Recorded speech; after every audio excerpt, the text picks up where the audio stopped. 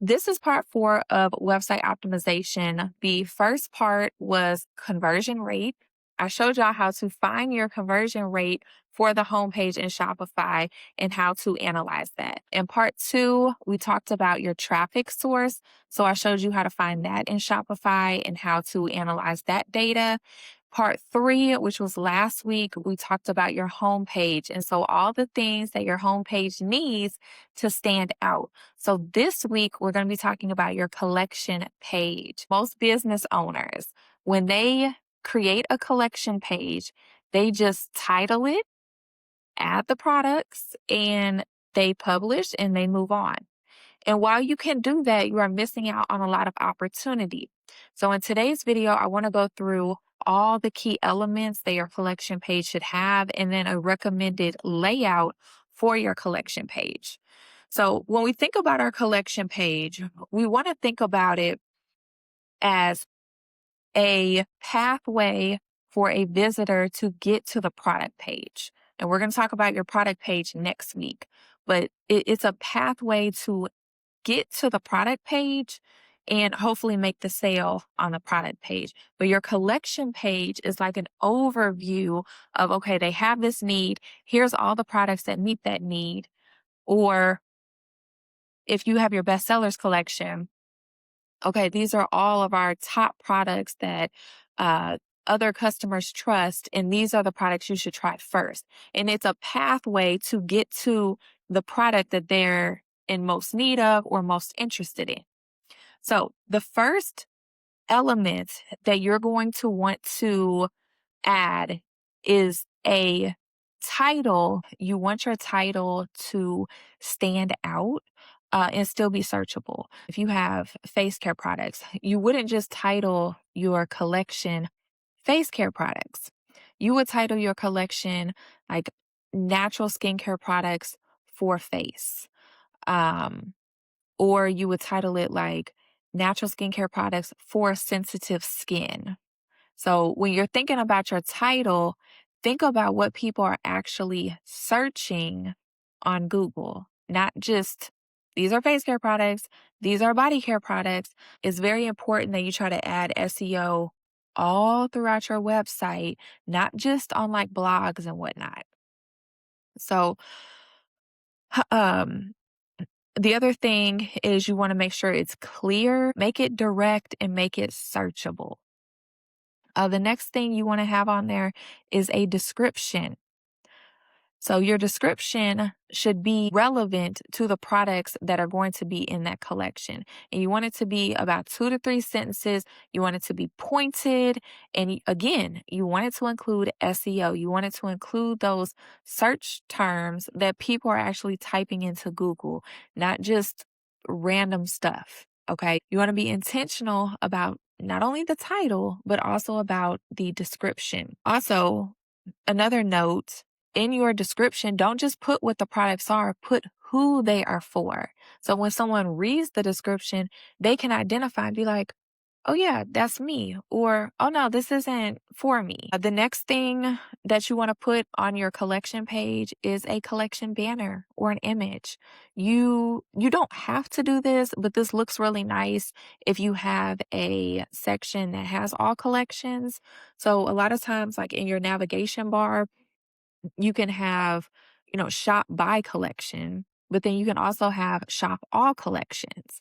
And so if you have an image, you want to make sure that it's high quality and you want to make sure that it is all that all the images are the same size. You don't want a bunch of random, like this photo is horizontal, this one's like an Instagram post size, another one is tiny. You want them all to be the same size, and you can do this in Canva. You can create a size image in Canva and then just make all your collection images the same size so that it looks neat when people are on your website. When you have different size images or low quality images, it really makes people think that your brand is unprofessional, especially if this is the first time they're on your website, or it could just come off as untrustworthy.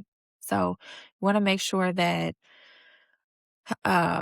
Everything that you're adding to your collection page and just all throughout your website, that it all is high quality and it's all consistent. The sizes, the quality, the not that the backgrounds have to be exactly the same, but it should be coherent. The next thing I want to mention is when you add products to your collection, make sure the product names make sense for that collection. Again, we want consistency. We want it to be direct. We want it to be clear. We don't want uh, something that doesn't fit in with this collection. When people look at the products within your collection, you want it to align. Another thing to add to your collection page is the ability to sort the products or to filter through the products. This is mostly important if you have a lot of products in your collection. If you just have two or three, I wouldn't say that it's something that is like a must have, but if you have multiple products, like at least four products, you should consider adding some way to sort through the products or filter, whether it's by bestseller, by um, your reviews, maybe it's alphabetically. You want to have a way for people to sort through if there's multiple products to look at. Um, the other thing that needs to be mindful of is your mobile layout, and I don't think I've talked about this too much. Maybe I hit on it on your homepage a little bit, but whenever you're doing anything to your website, even the smallest thing, you want to make sure you're looking at it on a desktop version, an iPad version, as well as your mobile device. And you can do that. It's typically like on Shopify, it's typically in the upper right hand corner. When you're editing your website, you can view it in the three different versions. And so you want to make sure that whatever you're doing to your collection, it looks good on all the different devices, because a lot of times you're editing on a desktop and it looks completely different on the mobile. So you want to make sure you're paying attention to that, because again, if it doesn't look right, for example, like if you have four columns on your desktop version, like your collection page has four columns of products. If your mobile version has four columns of products, that's going to be very small for them to look at. And it's not going to look right because the product names are going to be all smushed together. So you want to I'll recommend limiting it to just two columns on your mobile device. The last key element that I have on here is your search engine listing. Aside from your description, this is going to be probably the most time consuming part of it. And again, if you haven't done this, just go back and do it. When I first launched my website, I didn't do none of this stuff. And it's okay. It's okay. I've learned, I've implemented, uh, it's all worked out. But the reason why I'm sharing this is because a lot of people are just unaware and it's missed opportunity. So if you're doing all of this stuff, you might as well just do a little bit extra so you can set yourself up better.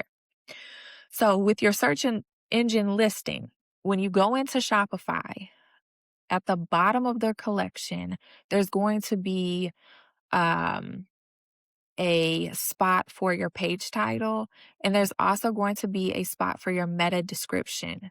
You want to make sure that, again, your page title and your meta description are uh, are clear, are concise, and you want to make sure that you build SEO into those two places, because again, SEO is not just for your blog, okay? It's for your entire website. Keep in mind the bottom section of the collection page where you see the page title and your meta description. What you put there is what is going to show on Google if your collection page shows up to someone searching online. Lastly, let's talk about the layout of your collection page. Most people will just have the default page, and it's okay, but it's not the best, and we want it to be the best that it can be. The more we know, the more we want to implement, the more we want to grow.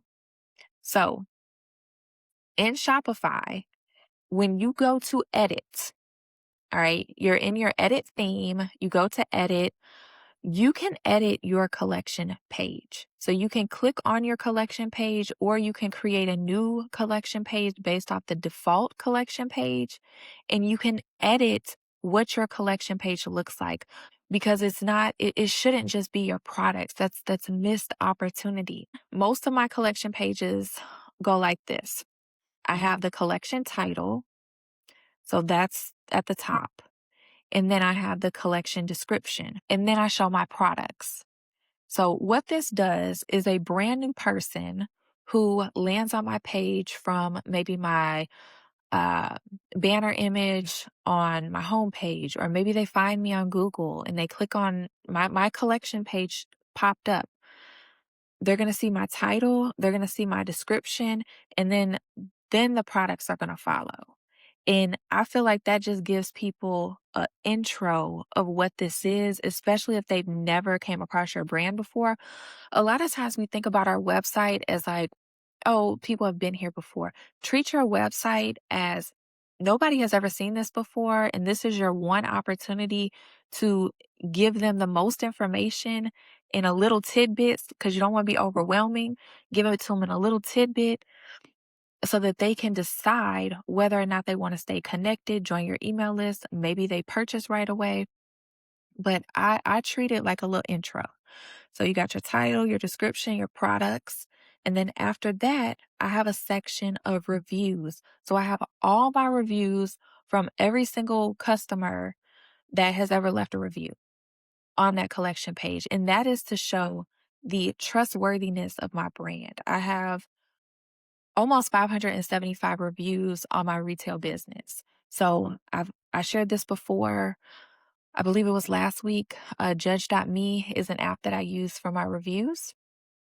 So I just add that section in, and it's all the reviews. So people can see, okay, this business has this many reviews.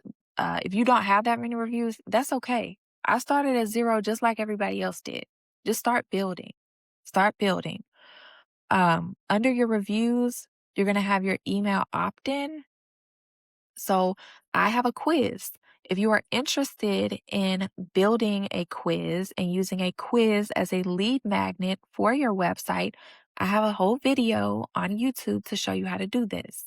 So go check that out. But if you don't want to have a quiz, have a space for them to opt into your email, because they may have clicked off your pop-up.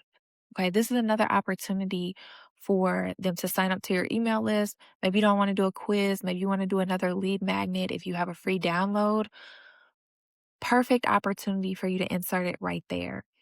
And then the last thing that I have on my collections page is other collections. So say they land on my body care collection, I have my title, description, all my body care products.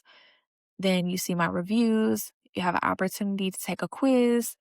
And then after that, I have browse other collections. And so I'll have my face care collection on there. I'll have my feminine care collection on there. I'll have my bestsellers collection on there, just to give them an overview of other products that I sell in case they may be interested and may want to go to that collection page. So that is, in a nutshell, how your collection page should be set up to optimize it. Again, you don't know what you don't know, but once you know, implement it.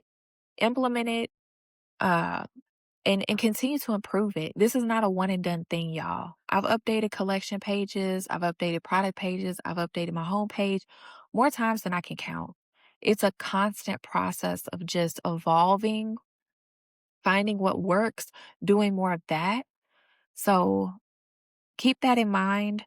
But yeah, those are the key elements of your collection page and the layout that I recommend instead of just throwing products on there and, just posting it and being done with it. No, take a little bit extra time and make it better. Make it stand out.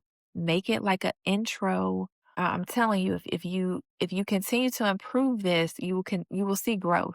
But please do not treat your collection page as just a random page and you're just grouping products together. It's so much more than that. There's a lot of opportunity if you take the additional time and be intentional about it. There's a lot of opportunity.